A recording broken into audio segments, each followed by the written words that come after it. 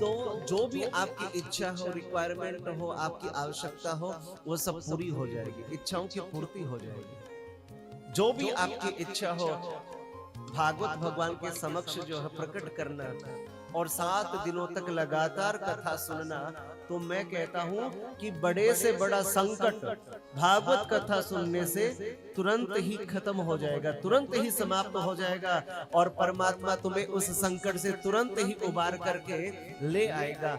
इसलिए 7 दिनों तक सच्चे मन से कथा सुनो और जब कथा समाप्त हो अपनी इच्छा को प्रकट करो कि प्रभु मेरी यही इच्छा है कि जो जीवन में जो ये संकट आया है ये खत्म हो जाए, ये समाप्त हो जाए। तो मेरे बाके बिहारी आपकी सुनेंगे कि नहीं सुनेंगे? अब साक्षात जब यहाँ पर विराजमान है तो आप सबकी सुनेंगे मेरे प्यारे। तो ये इसकी महिमा है। और यहाँ पर प्रथम स्कंद प्रारंभ हो रहा है, पहला ही श्लोक है। सूत जी महाराज कह रहे हैं जन्मादस्य यतो अन्वयादितर्थ चार्थे स्वभिज्ञ स्वराट तेने ब्रह्म हृदय आदि कवये मुह्यन्ति यत् सूर्य तेजो वारी वृदाम विनिमयो यत्र त्रिशर्गो अमृषा धामना स्वेन सदा निर्हस्तो कुहुकम सत्यम परम धीमहि। भगवान को अन्व्यतिरेक के द्वारा आप जान सकते हो, माया को नहीं जान सकते। माया से यदि आप बचना चाहते हो तो इसके लिए आपको भगवान का सहारा लेना होगा, भगवान का अवलंबन लेना होगा। और जो भगवान का जो अवलंबन लेता है, सहारा लेता है, माया उसको परेशान नहीं करती। माया उसी को परेशान करती है जो भगवान से दूर रहता है। इसलिए माया से यदि बचना चाहते हो तो भगवान का आश्रय लो। और दूसरा सत्यम परम धीमहि, परमात्मा क्या है? सत्य है। समझ रहे हो ना? यहाँ किसको वंदन किया है? सत्य को प्रणाम किया है। और सत्य कौन है? सत्य केवल एक ही है। और वो कौन है? वो भगवान है, वो सत्य स्वरूप है। नेमिसे निमिष क्षेत्रे ऋषिय सोनकादयः और शत्रम स्वर्गाय सहस्र सम्माशत्। 1000 वर्षों तक दिव्य बहुत बड़ा अनुष्ठान प्रारंभ किया। जैसे हम लोगों ने 7 दिन का अनुष्ठान शुरू किया है ना, ऐसे ही 1000 वर्ष तक अनुष्ठान चला था। कहां पर? नेमिषारण्य के अंदर, सीतापुर डिस्ट्रिक्ट के अंदर, उत्तर प्रदेश के अंदर एक जगह है नेमिष अरण्य, पूरा जंगल, पूरा सघन वन। और वहां पर 88,000 ऋषि विराजमान हुए थे। कितने हुए थे? 88,000 कम नहीं होते हैं, यानी कि लाख की संख्या को छूने वाली 88,000 ऋषि। और सब 88,000 ऋषि बैठे हुए थे। उस समय तो माइक वाइक की व्यवस्था भी नहीं थी, उस समय कोई पंडाल नहीं था। जंगल के अंदर, बिल्कुल खुले के अंदर, वृक्षों की छांव के अंदर। और वहां पर कौन बैठे हुए हैं? सूत जी महाराज बैठे हुए हैं। और वहां पर उनको वो क्या सुना रहे हैं? कथा सुना रहे हैं।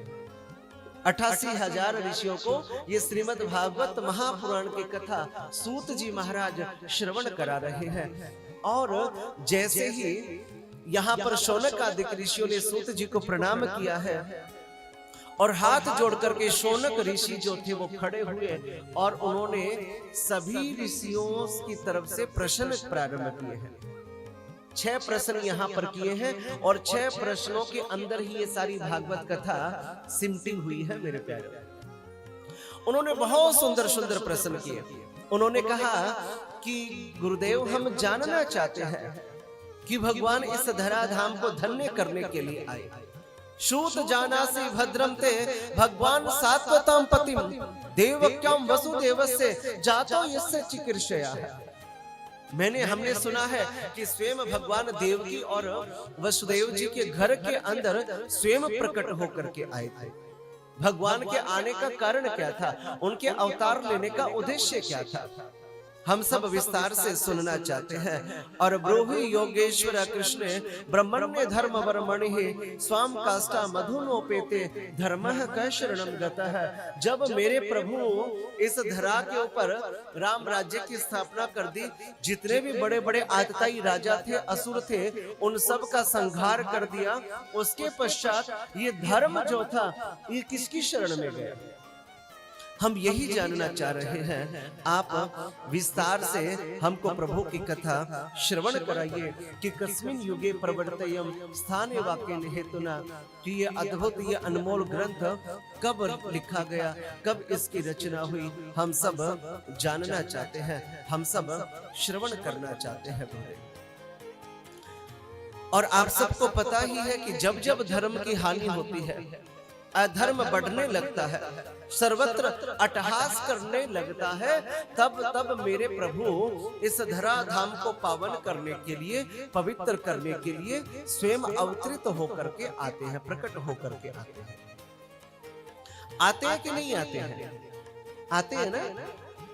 जब आप लोगों के बस की बात नहीं रहेगी ना, सज्जन जब कंदराओं में जाकर के छिप जाएंगे और असुर लोगों का जब बोलबाला हो जाएगा पूरे समाज के अंदर, और जब सारे लोग त्रसित हो जाएंगे, दुखी हो जाएंगे, परेशान हो जाएंगे, उस समय मेरे भगवान स्वयं प्रकट होकर के आएंगे आप लोगों का कल्याण करने के लिए।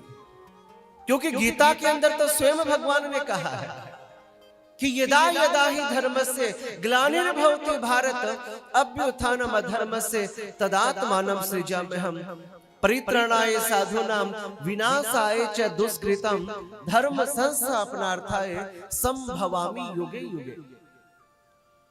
जब जब धर्म की हानि होती है, अधर्म बढ़ने लगता है, पनपने लगता है, सर्वत्र अट्टहास करने लगता है, और आसुरी शक्तियां जब छा जाती है, तब तब मैं, हे पार्थ, प्रत्येक युग में स्वयं अवतरित होकर के आता हूं सज्जनों की रक्षा करने के लिए।